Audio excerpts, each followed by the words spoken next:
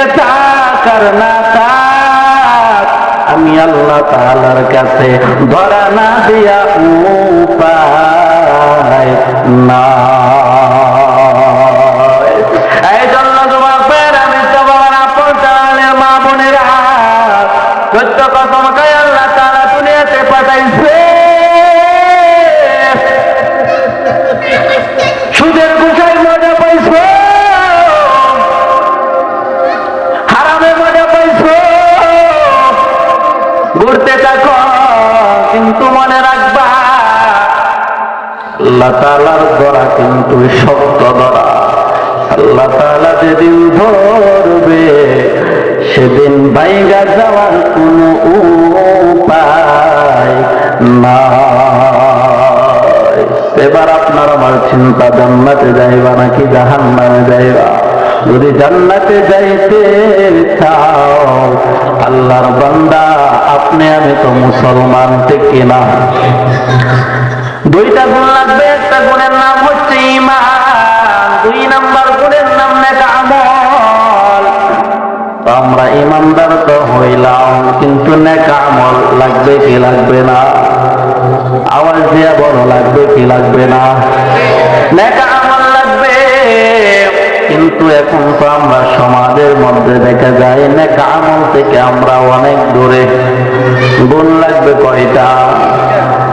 দূরে বলেন, গুণ লাগবে কয়টা?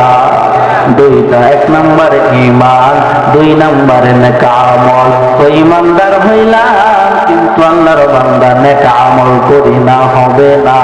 নেক আমল করার দরকার আছে না নাই?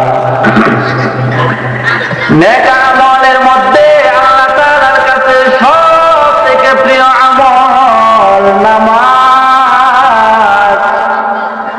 আল্লাহর বান্দা সাহাবী আল্লাহর নবীকে জিজ্ঞাসা করে, আয় নবী, আল্লাহ তাআলার কাছে সবথেকে প্রিয় আমল কোনটি?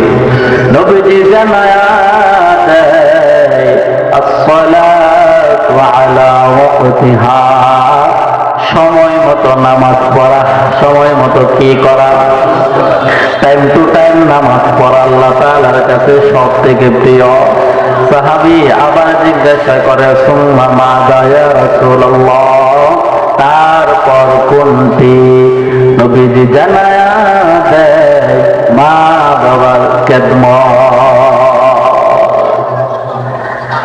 আল্লাহ তাআলার কাছে সবথেকে প্রিয় আমলের নাম হইল নামাজ। কিন্তু যুবক ভাই, বৃদ্ধ বাবা, পর্দার আড়ালের মা বোনেরা, নামাজ থেকে আমরা অনেক দূরে, অনেক দূরে।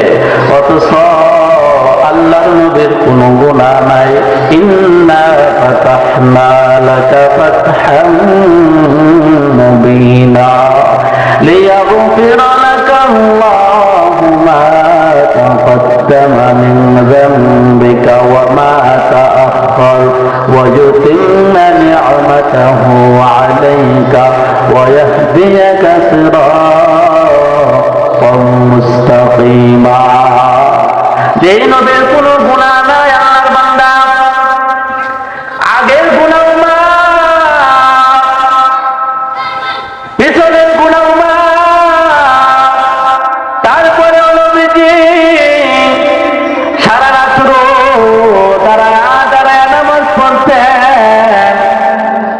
আম্মা জান আয়েশা জিজ্ঞাসা করে, হে নবী, আপনার তো আগে পিছনে সকল গুনাহ মাফ, তারপরেও নামাজ কেন আদায় করেন? আল্লাহ নবী জানায়া দেয়, আফালা আকুনা আবদান শাকুরা, যে আল্লাহ তাআলা আমাকে এত মর্যাদা দিতে, এই আল্লাহ তাআলার প্রিয় বান্দা কি শুকর